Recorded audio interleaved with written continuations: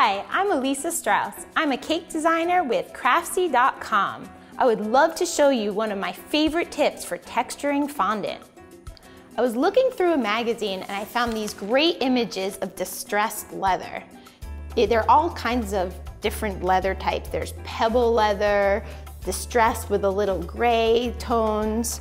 The best thing is that in fondant, you can get all of these textures to come alive. So I went to a cake decorating store and just picked up one of these impression mats, and I put it right over this chocolate fondant, which has the richness that you want in leather. Put it right on over, and you can use your hands, you could use a rolling pin, anything that's going to emboss the design right into the leather swatch. So I'm just using a fondant smoother, which is a great tool to use to get the texture right into the leather. Right into the fondant, but it looks like leather.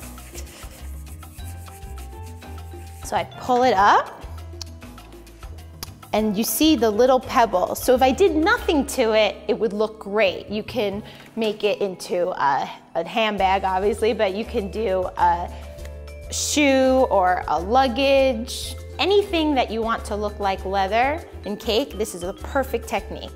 So now I'm going to just take 2 different swatches so I could show you all the possibilities. Over here, I'm going to use just some regular petal dust so it has no shine to it. And remember, it's really intense. So I usually blot it first, and then I just rub it right into the impression. And this just helps give more dimension to whatever you've embossed into your fondant. And if there are any little imperfections in the fondant, I like that because that's just like real leather. You see, you can see the exaggerated color coming right through.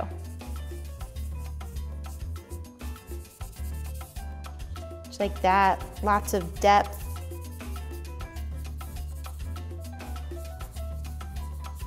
The other thing that I love to do is to put some luster dust on, and that really gives you that look of distressed leather with a little sparkle.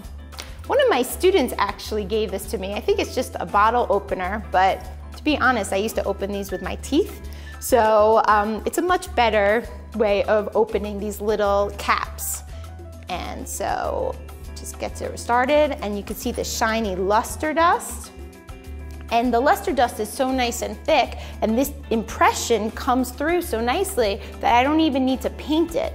I can just use the luster dust just as it is right from the container. And this gives you 2 completely different looks.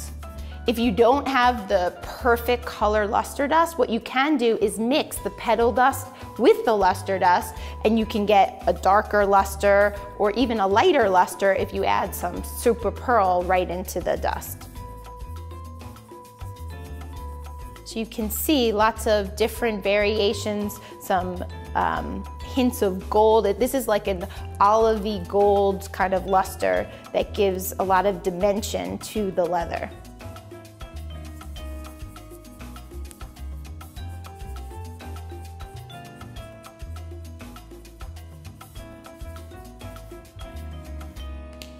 Great, I just love how this looks.